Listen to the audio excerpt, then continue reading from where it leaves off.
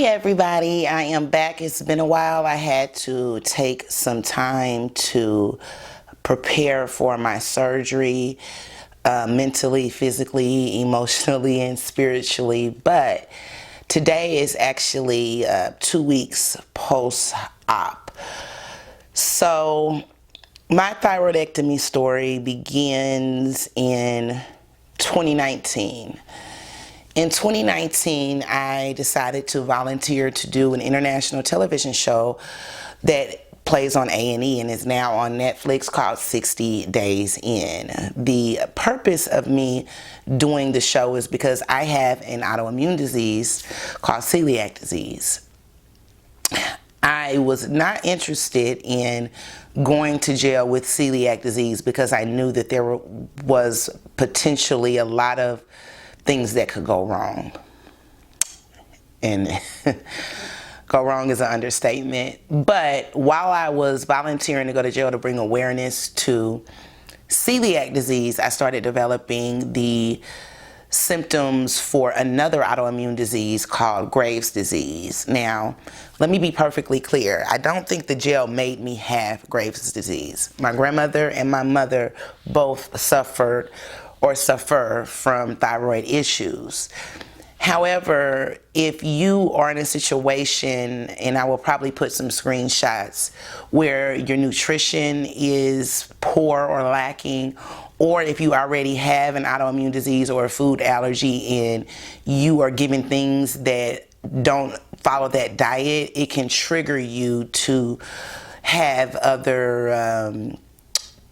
have symptoms for Graves' disease, which is what happened with me. So in 2019, had no idea. I was in jail, and the funny thing is, my feet were swollen, almost triple the size, and a lot of the inmates told me, oh, this is tied to a heart issue. And I'm like, dude, I've never had heart issues.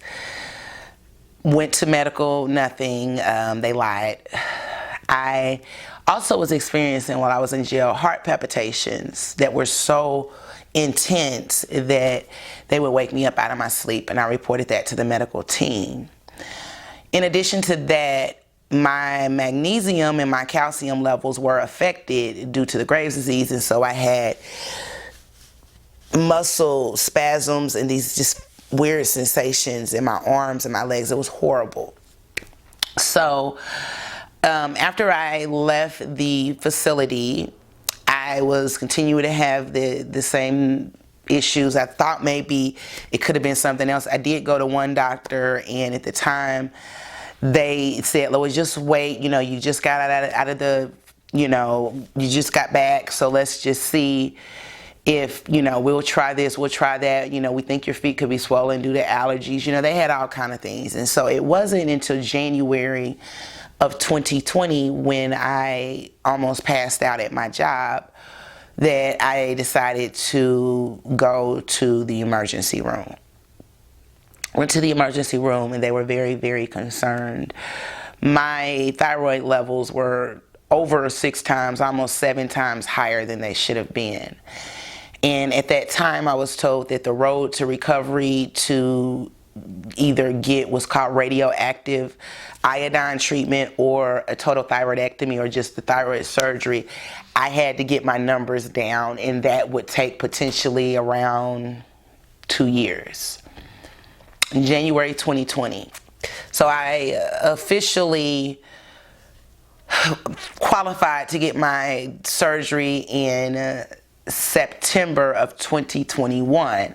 And we had a surgery date scheduled, and went to my pre-op appointment, got all of my tests, my EKG, my blood work, all of that. And because of COVID, my surgery was canceled. So I was able to reschedule it after a lot of stress and turmoil. I had to drink the iodine treatment on more than one occasion to help prepare for the surgery. So in November, actually the end of October, I went to the doctor, and they told me that they would be able to schedule my procedure in 3 weeks.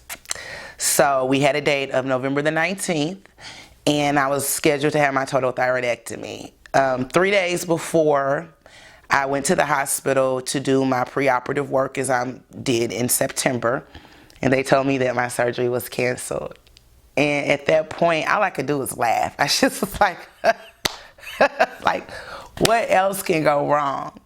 You know, it's kind of sad when you have an organization or a network or a show that paints you like something that you are so far from. If people really had an idea of the things that I go through on a daily basis and don't say anything to anybody, they would be very, very surprised. On the rare occasions that I do share with people, they're like, wow, I had no idea. You're such a happy spirit. And that's because I know that there are people that are dealing with things that are way, way worse than me. So I can't stay in my funk. So I laughed. I was able to make a long story short, they were able to get me back on the schedule for the 19th, and I was able to have my surgery on the 19th. My first surgery during COVID, it was very different. I will do some inserts, but I had to use this stuff to clean my nose, and then I had to use the same stuff to brush my teeth, rub all inside of my mouth. It was just very different. And so I had my surgery. I'm waiting on my doctor's appointment. I have a doctor's appointment in a week, so I'll do an update then. But this video is just kind of a little bit of my thyroidectomy story and where I am 2 weeks after surgery. I will say this week has been very difficult, and I was a little hard-headed.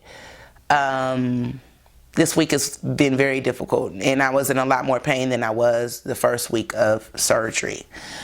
The pain, more so what it feels like, the best way that I can describe it to my mom, because the incision is still healing and it's still, you maybe can't see, but I'll put some pictures.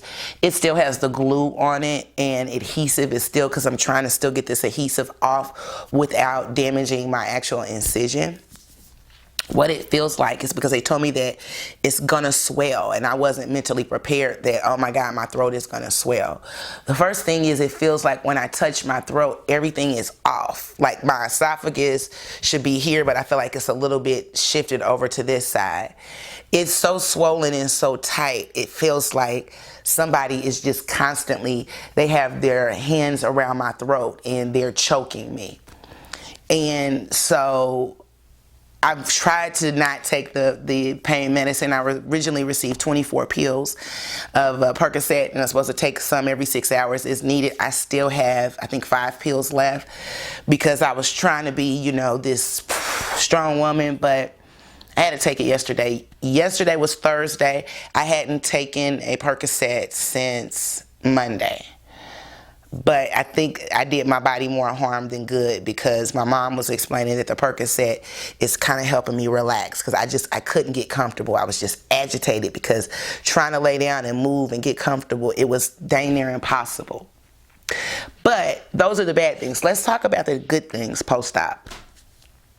As you can see, I am talking. That was one of my concerns, is that I would lose my ability to speak, or my voice would be different. My voice goes hoarse up and down, but I just have to stay hydrated and make sure that I am getting my rest and eating. The other good thing is I am starting to notice, they said it can take up to a year to notice the things that I had to deal with Graves' disease, like the heart palpitations, like the night sweats, the tremors, all of that. They said it can take up to a year before those things disappear. One of my jobs, I go up and down, I think I counted as 360 steps, and I have to, before the surgery, I could go up maybe half of the steps, and I have to take a breath. I'm like, oh God, ooh, Jesus, Jesus. But I'm noticing that I'm able to go up more and more steps without necessarily losing my breath. And so that's definitely a plus. I still have a huge road to recovery.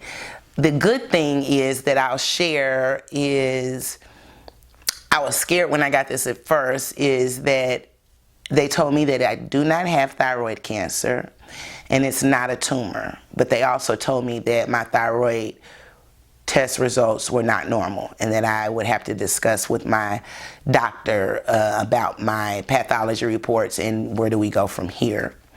I still have my parathyroid glands, and so I didn't have to worry about my calcium dropping low. They didn't see that the parathyroid glands were damaged. And so typically people that have a thyroid removal or they have the parathyroid glands removed, they have issues of low calcium. Well, since I still have my parathyroids, I didn't have that.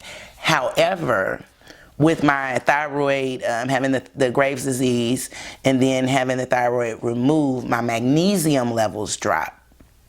And then before I left, they had to give me an IV with magnesium in it.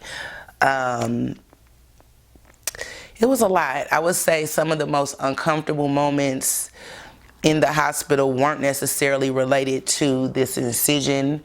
I would say one, I had to get a shot in my stomach. They gave me a shot in my stomach that was a blood thinner to keep me from getting blood clots, and that burned. It burned. I was so irritated. Also, my assumption, this was my 6th surgery, and my assumption was all medicine would go through my IV, but that's not what happened. I had to take pills, and right after I woke up, I think they said I got into the recovery room at 5. I woke up at 7, and I was transitioned to my room at 10, and I had to swallow those pills. And it was uncomfortable, but I was able to do it. I never stayed in the hospital, y'all. I was not mentally prepared for, the interruptions. As soon as I get in a good sleep, I'm like, I'm comfortable. Doctor comes on, turns on the light. They're looking at my incision. I had to have a drain. So that was one of the things that caused me the most pain, was my drain, because they were supposed to take the stitch out and they didn't. I ended up removing the stitch myself. That was very, very painful. That where the drain was hurt me originally more than where the incision is for the thyroidectomy.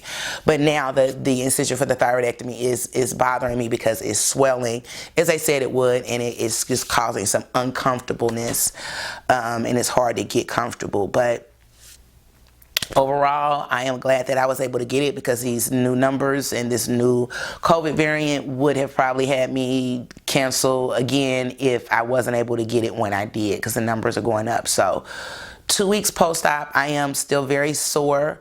My shoulders and neck, it's just because I walk a certain way with the neck injury, so it's more tense up there. But I am, with a little bit of movement, I am able to move up and down. My voice, like I said, not as strong as I want it to be, but it will be.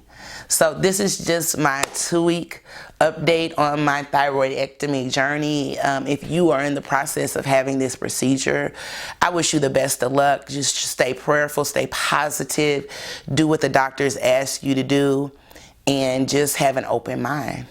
All right? See you.